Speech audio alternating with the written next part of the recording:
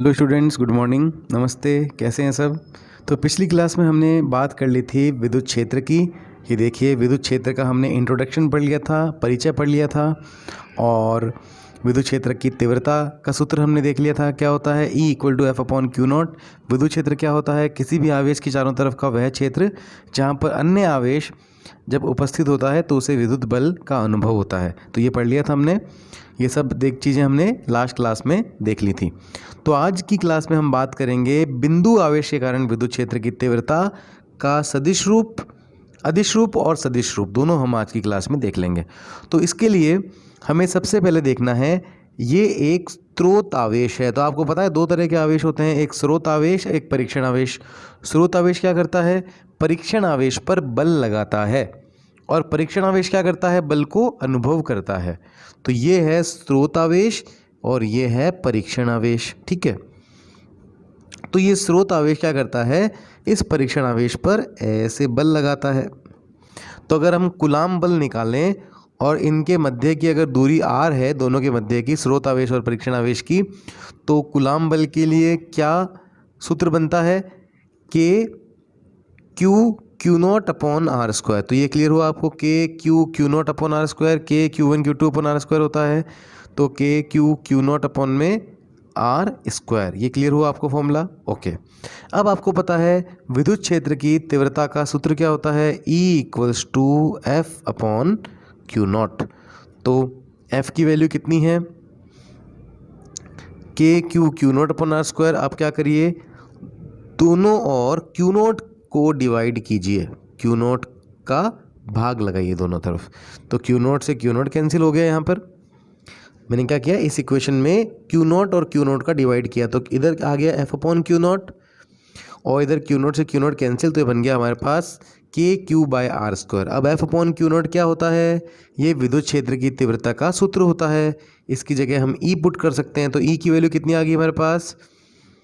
यहाँ से देखिए, मैंने बताया यहाँ पर कि मैं इधर F/Q0 की जगह मैं यहाँ पर रख देता हूँ E, और मेरे पास आंसर आ जाएगा E=KQ/r²। अब आपको ढंग से एक बात समझनी है कि अगर आपसे विद्युत क्षेत्र की तीव्रता का सूत्र पूछें स्रोत आवेश के पदों में, तो स्रोत आवेश कौन है? Capital Q। तब सूत्र होगा KQ/r²। इस सूत्र में देखिए क्या आ रहा है, इस सूत्र में कैपिटल Q आ रहा है। कैपिटल Q कौन है? कैपिटल Q स्रोत आवेश है। अगर आपसे विद्युत क्षेत्र का सूत्र पूछें परीक्षण आवेश के पदों में, तब क्या बनेगा? F/Q0। तो इसमें बल है और ये Q0 क्या है? परीक्षण आवेश।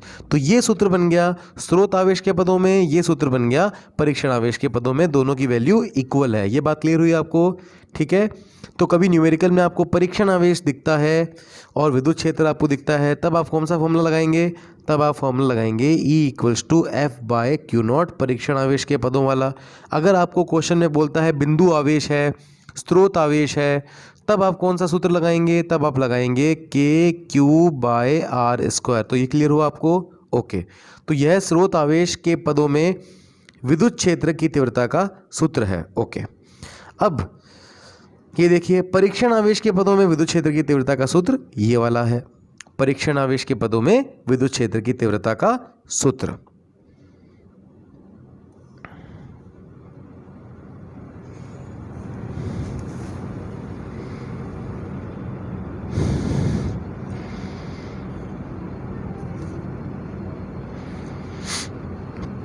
तो यह है परीक्षण आवेश के पदों में विद्युत क्षेत्र की तीव्रता का सूत्र। अब बात करते हैं विद्युत क्षेत्र की तीव्रता का सदिश रूप, या बिंदु आवेश के कारण विद्युत क्षेत्र की तीव्रता का सदिश रूप। तो उसके लिए हमें क्या करना है? हमें इस डायग्राम को ढंग से देखना है। देखिए, अब आप देखिए इस डायग्राम में ये एक बिंदु आवेश है। ठीक है, इस बिंदु आवेश की किस बिंदु पर स्थित है? ये ए बिंदु पर स्थित है। तो सबसे पहले हम इस बिंदु आवेश का स्थिति सदिश निकालेंगे, इसको हम मूल बिंदु से मिला देंगे। आपको पता है जिस भी बिंदु को हम मूल बिंदु से मिलाते हैं उस रेखा को हम बोलते हैं स्थिति सदिश। तो ये जो लाइन होगी इसको हम क्या बोलेंगे? इस लाइन को हम बोलेंगे स्थिति सदिश। ये क्लियर हुआ। तो ये स्थिति सदिश किसका है? ये स्रोत आवेश का स्थिति सदिश है। इसका नाम क्या है? R vector. तो आर वेक्टर को हम बोलेंगे स्रोत आवेश का स्थिति सदिश। ये क्या है? ये परीक्षण आवेश है। इसका नाम क्या है? Q not.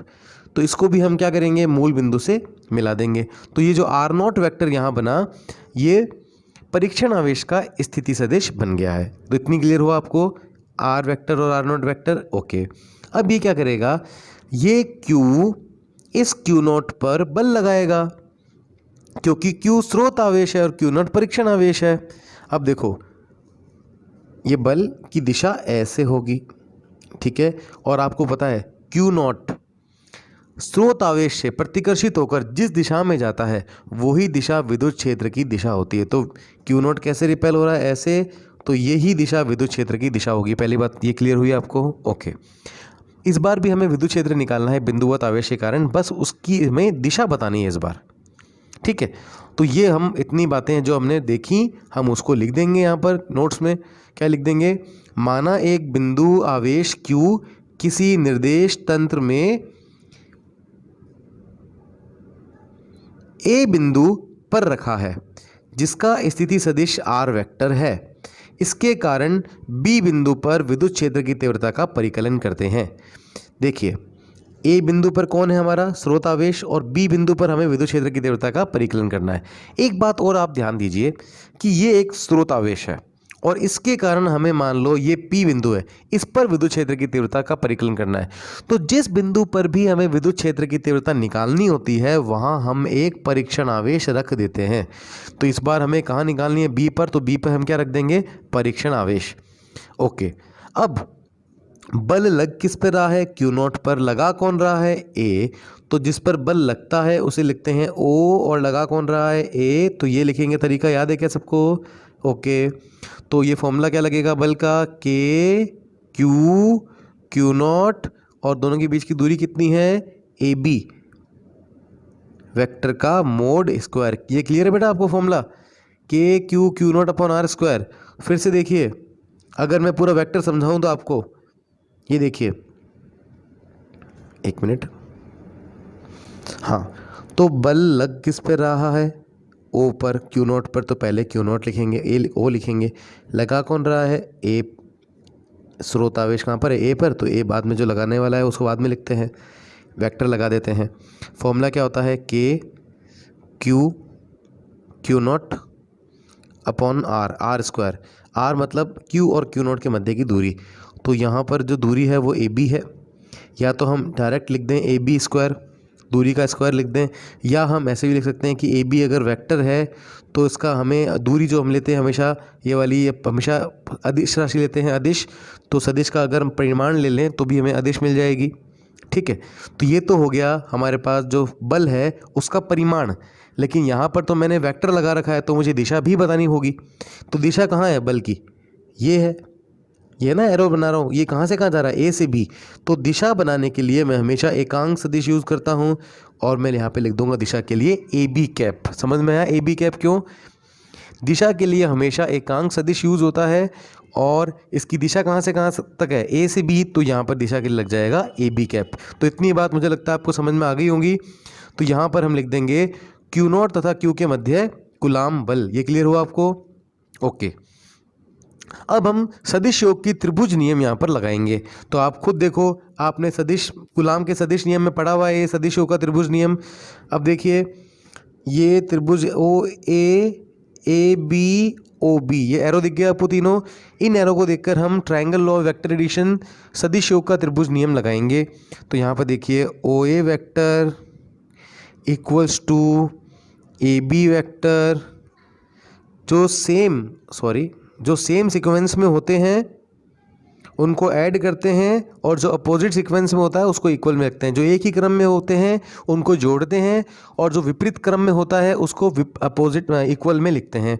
तो ये देखिए, OA vector plus AB vector एक ही क्रम में है, इक्वल टू विपरीत क्रम में कौन सा है? OB vector. तो इसको लिख देंगे इक्वल टू OB वेक्टर। ये क्लियर हुआ? अब OA वेक्टर की वैल्यू बताओ कितनी है?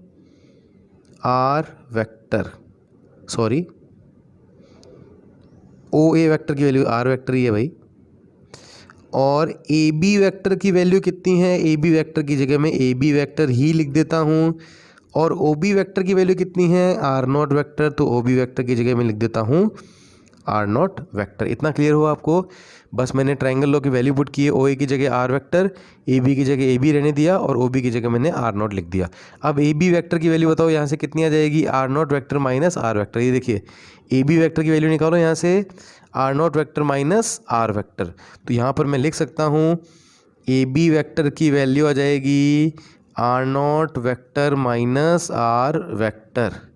ओके, तो ये इतनी बातें मैंने यहाँ आपके बता रखी हैं। ये मैंने त्रिभुज नियम लगाया, ये मैंने वैल्यू निकाल ली, A B vector equals to R not vector minus R vector. ये क्लियर हुआ आपको।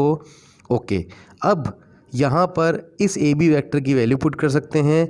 यहाँ पर एक ए बी कैप भी आपको दिख रहा है। एकांक सदिश का मान क्या होता है, सूत्र क्या होता है, सदिश बट्टे सदिश का परिमाण। तो देखिए एकांक सदिश ए बी कैप की वैल्यू क्या होगी, सदिश बटे सदिश का परिमाण। तो सदिश ए बी वैक्टर की वैल्यू कितनी होगी, R not vector minus R vector, और ए बी वैक्टर का मोड क्या होगा, R not vector minus R vector का मोड। ये क्लियर हुआ आपको। फिर से देखिए बेटा, ए बी वैक्टर की वैल्यू हमने क्या लिखा ली, R not vector minus R vector. यहाँ पर ए बी वैक्टर का मोड है, क्योंकि एकांक सदिश का सूत्र आपको याद रखना होगा, सदिश बटे सदिश का परिमाण। अब इसका मान भी रख दिया, इसका मान भी रख दिया। ये क्लियर हुआ। अब ए बी कैप की वैल्यू, ये जो वैल्यू थी यहाँ पर ए बी कैप की, इसकी जगह हम क्या लिखेंगे, इसकी जगह हम लिखेंगे R not vector minus R vector upon R not vector minus R vector का मोड। ये हम वैल्यू रख देंगे ए बी वेक्टर की, ए बी कैप की जगह, इसकी जगह यहाँ पर। ठीक है, ओके। तो या और ए बी वेक्टर की जगह हम क्या लिख देंगे, R not minus R vector का होल स्क्वायर का मोड। ओके, वैल्यू पुट करते हैं। ये देखिए K Q not, K Q not upon A B vector के मोड का स्क्वायर। हमने ए बी कैप की जगह वैल्यू पुट कर दी, सदिश बटे सदिश का परिमाण। ओके, यहाँ पर देखिए ए बी वैक्टर का मोड और ए बी मल्टीप्लाई हो गया तो कितना हो गया, ये क्यूब आ गया हमारे पास। ओके, ऊपर कितना है ए बी वैक्टर। यहाँ पर मैं क्या वैल्यू पुट करूँगा, ए बी वैक्टर की जगह R not vector minus R vector, यहाँ भी वैल्यू पुट करूँगा R not vector minus R vector. Okay, तो यहाँ पर हमारे पास आंसर आ जाएगा। देखिए अब दोनों तरफ क्यू नॉट का डिवाइड कीजिए, यहाँ भी क्यू नॉट का डिवाइड कीजिए, यहाँ भी क्यू नॉट का। तो ये F not A by Q not आ जाएगा, यहाँ से क्यू नॉट कैंसिल हो जाएगा, और एफ अपॉन में क्यू नॉट क्या होता है, ई होता है। तो यहाँ पर हमारे पास आंसर आ गया है ई का। तो ये आप बात याद रखो। देखिए जो फॉर्मूला आया है वो आया है K Q R not vector minus R vector upon R not vector minus R vector का होल क्यूब। तो फोर्स लग किस पे रहा था, क्यू नॉट पर, तो उसका सीधी सदिश पहले आ गया और लगाने वाले का बाद में। तो थोड़ी सी चीज़ें, ये फॉर्मूले को अच्छी तरह देखा करो ताकि आप इससे रिलेटेड और भी फॉर्मूले बना सकें। अब देखिए एक चार्ज है, जैसे आप समझिए ये है परीक्षण स्रोत आवेश, इसका स्थिति सदिश इस बार मान लीजिए R1 वेक्टर है। स्रोत आवेश का स्थिति सदिश R1 वेक्टर है और परीक्षण आवेश का स्थिति सदिश R0 वेक्टर ही है। तो इस बार विद्युत क्षेत्र की तीव्रता का सूत्र कैसे बनाएंगे, तो बनाएंगे E वेक्टर इक्वल्स टू के, स्रोत आवेश की वैल्यू कितनी, कैपिटल Q। ये जो आपके R0 था ये किसकी थी, परीक्षण आवेश, तो परीक्षण आवेश की अभी भी R0 है, तो लिख देंगे R0 वेक्टर माइनस, इस बार स्रोत आवेश की R की जगह क्या लिख देंगे, R1। तो इस फॉर्मूले में R1 लिख देंगे, यहाँ पे भी R1 लिख देंगे। तो क्लियर हुआ आपको ये, ओके। उसके बाद हम देखते हैं विद्युत क्षेत्र का दूरी के साथ परिवर्तन आरेख। तो आप देखते हैं विद्युत क्षेत्र का जो स्रोत आवेश का कारण सूत्र होता है वो होता है K Q by are square. इसका मतलब के क्या होता है, कांस्टेंट, और अगर चार्ज भी कांस्टेंट है तो कांस्टेंट हटता है तो आ जाता है प्रोपोर्शनल। तो ई डायरेक्टली प्रोपोर्शनल हो जाएगा हमारे पास 1 बाय आर स्क्वायर। क्लियर हो आपको ये। इसका मतलब दूरी जैसे जैसे बढ़ेगी, स्रोत आवेश से हम जैसे जैसे दूर जाते हैं, विद्युत क्षेत्र वैसे वैसे घटता है, विद्युत क्षेत्र का मान वैसे वैसे डिक्रीज होता है। तो आप यहाँ पे भी देखिए, तो इसको ग्राफ हम कैसे बना सकते हैं, इसका ग्राफ ये देखिए, ये जो ग्राफ बनाया है मैंने, ओके एक मिनट रुकिए, मैं फिर से बना के दिखाता हूँ आपको, ड्रॉ करके दिखाता हूँ। ये देखिए, अगर मैं वाई एक्सिस में ई लूँ और मैं एक्स एक्सिस में अगर आर लूँ, तो मैं देखूँगा जैसे जैसे मेरी आर बढ़ रही है, देखो आर अगर मैं दूरी बढ़ेगी अपॉन वैल्यू इंक्रीज़ होती है तो ये वैल्यू अपने आप डिक्रीज़ होगी। पता लग गया आपको, ई का मान कम होगा। तो यहाँ पर ये पॉइंट देखिए, यहाँ पर आर देखो एक्स एक्सिस में कितना कम है, इतना ही है केवल, है ना, और ई की वैल्यू वाई एक्सिस में इतनी ज़्यादा है। ओके, अब मैं देखूँगा जैसे जैसे आर बढ़ेगी, जैसे मैं एक्स एक्सिस में और आगे जाऊँगा, मुझे वाई एक्सिस में नीचे आना पड़ेगा। तो ये देखिए ग्राफ ऐसे बनेगा। इसका मतलब जैसे जैसे दूरी बढ़ रही है, मैं एक्स एक्सिस में आगे बढ़ रहा हूँ, विद्युत क्षेत्र का मान घट रहा है। ये देखो, क्लियर हुआ आपको? तो देखो जैसे जैसे मैं एक्स एक्सिस में आगे बढ़ रहा हूँ, वाई एक्सिस में नीचे जा रहा हूँ, क्योंकि विद्युत क्षेत्र का मान दूरी के साथ घट रहा है। तो ये ग्राफ आपको क्लियर हुआ, ये वाला? ओके, अब ये जो ग्राफ है वो ई और आर स्क्वायर के है। ये जो ग्राफ है ये थोड़ा सा चेंज कर लो, ये 1/r नहीं है, ये 1/r² है। लेकिन अगर आप देखें कि ई व्युत्क्रमानुपाती है आर स्क्वायर के, ई और आर स्क्वायर में क्या संबंध है? व्युत्क्रमानुपाती। लेकिन अगर हम देखें ई और 1/r² में क्या संबंध है? ई समानुपाती है। बोलने का तरीका देखिए, ई समानुपाती है 1/r² के, लेकिन ई व्युत्क्रमानुपाती है r² के। अगर मैं ऐसे मान के चल रहा हूँ, यहाँ पर मैं 1/r² लेता हूँ, फिर से बनाता हूँ, यहाँ पर मैं 1/r² लेता हूँ और ई के साथ इसका ग्राफ बनाता हूँ, तो ये डायरेक्टली प्रोपोर्शनल होगा। फ़र्क देख रहे हैं आप? 1/r² के ई डायरेक्टली प्रोपोर्शनल है, लेकिन आर के या r² के इन्वर्सली प्रोपोर्शनल है। तो ये ग्राफ भी आपको समझ में आ गया होगा। तो आज की क्लास में केवल इतना ही, बाकी करेंगे नेक्स्ट क्लास में। और नेक्स्ट क्लास में हम विद्युत क्षेत्र की सदिश नियम पर भी न्यूमेरिकल परफॉर्म करेंगे। Okay, bye bye.